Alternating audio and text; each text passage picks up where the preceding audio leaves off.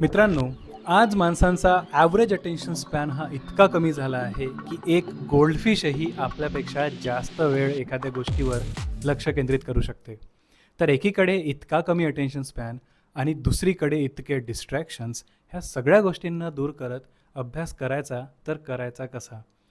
तर आज आपण पाहणार आहोत अभ्यास करण्यासाठी या 5 पॉवरफुल टिप्स. तर टिप नंबर 1, अभ्यासासाठी एक स्वतंत्र जागा निवडा. हो, तुम्ही बरोबर ऐकलत. तुम्ही अभ्यास कसा करता घरी असताना? तुम्ही सोफ्यावर बसून अभ्यास करता की बेडवर झोपून अभ्यास करता? तर असं जर तुम्ही करत असाल तर आजच ही सवय थांबवा. घरी एक टेबल आणि खुर्ची असेल तर वेल अँड गुड. नाही तरी घर छोटं असेल तरी एक छोटा कोपरा तरी आपण अभ्यासासाठी पूर्णपणे डेडिकेट करू शकतो. जर तुम्ही अभ्यासिकेत जाऊन अभ्यास करत असाल तर तेही उत्तमच. पण जर तुमच्याकडे अशी एक जागा नसेल तर ती जागा लवकरात लवकर बनवून घ्या. कारण त्या जागेवर गेल्यानंतर आपल्या डोक्यात फक्त एकच विचार आला पाहिजे की इथे बसून मला अभ्यास करायचा आहे. यालाच आपण वातावरण निर्मिती म्हणतो. आणि एकदा का तुम्ही त्या वातावरणात शिरले तर तिथे जाऊन तुमच्या डोक्यात एकच विचार येईल की इथे बसून मला अभ्यास करायचा आहे. टिप नंबर 2, आता तुम्ही त्या जागेवर गेले आणि तिथे बसून अभ्यास करायचा असेल तर तुम्ही एकाच वेळी 2 ते 3 तास अभ्यास करणं थोडं तुमच्यासाठी ना अवघड होईल. मग अशा वेळी काय करायचं? तर अशा वेळी एक टेक्निक वापरायची. त्याचं नाव आहे पोमोडोरो टेक्निक. या टेक्निकमध्ये काय असतं की आपण एकाच वेळी 2 ते 3 तास बसून अभ्यास न करता 25-25 मिनिटाच्या शॉर्ट ड्युरेशनमध्ये अभ्यास करायचा. तर हा ड्युरेशन फक्त 25 मिनिटाचाच असायला पाहिजे का? तर नाही. किंवा तुम्ही सुरुवातीला 15 मिनिटांचे अटेन्शन स्पॅन लावून अभ्यास करू शकता. तर 15 मिनिटाचा ड्युरेशन, त्याच्यानंतर 5 मिनिटांचा ब्रेक, अगेन 15 मिनिटांचा ड्युरेशन, त्याच्यानंतर 5 मिनिटांचा ब्रेक.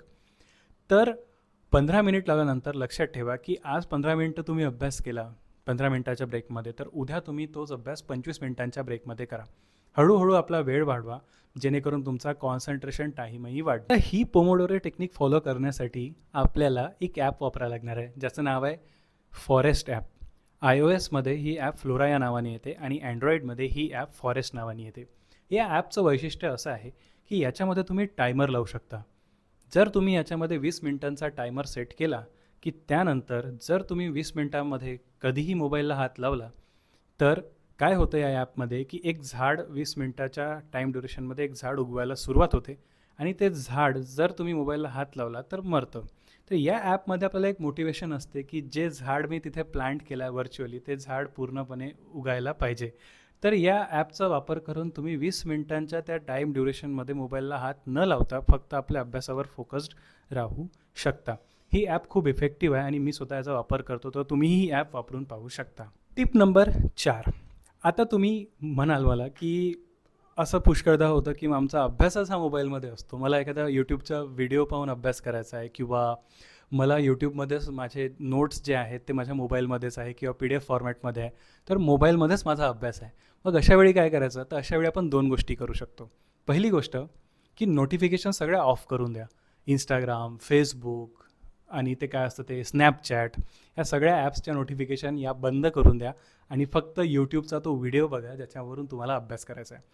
याच्यावर दुसरा उपाय असा आहे की तुम्ही काय करू शकता की जो यूट्यूबचा व्हिडिओ तुम्हाला अभ्यास त्याच्यामध्ये करायचा आहे तो व्हिडिओ तुम्ही ऑफलाईन डाउनलोड करून ठेवा. डाउनलोड केल्यानंतर तो व्हिडिओ बघण्यासाठी इंटरनेट बंद आणि अभ्यास सुरू. Tip number 5, last but not the list. तर ही टिप आहे रिव्हिजन. मित्रांनो, केलेला अभ्यास लक्षात राहण्यासाठी एकच उपाय आहे, तो म्हणजे रिव्हिजन, रिव्हिजन आणि फक्त रिव्हिजन. आपला रिटेन्शन ग्राफ हा असा असतो की आपण केलेला अभ्यास हा 1 आठवड्यानंतर आपण 80 ते 90% विसरलेलो असतो. मग अशा वेळी काय करायचं? तर दर आठवड्याला 1 दिवस हा रिव्हिजनसाठी राखून ठेवायचा आणि या दिवसामध्ये जितका आठवडाभराचा अभ्यास आहे त्याला रिवाईज करायचं. असेच रिव्हिजनचे शेड्यूल्स तुम्ही बनवायचे. म्हणजे दर आठवड्याला एक रिव्हिजन, त्यानंतर 15 दिवसानंतर एक रिव्हिजन, 1 महिन्याला एक रिव्हिजन.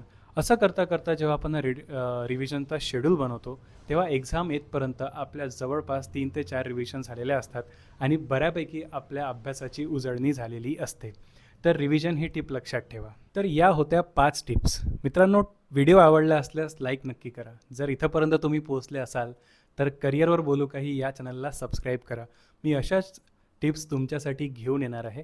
या टिपचा वापर करून जर तुम्हाला अभ्यासात फायदा झाला असेल तर मला कमेंटमध्ये सांगा. अजून अशा कोणत्या गोष्टीवर तुम्हाला व्हिडिओ पाहिजे असेल तर तेही मला कमेंट्समध्ये कळवा. आणि आता मोबाईल ठेवा आणि लागा अभ्यासाला.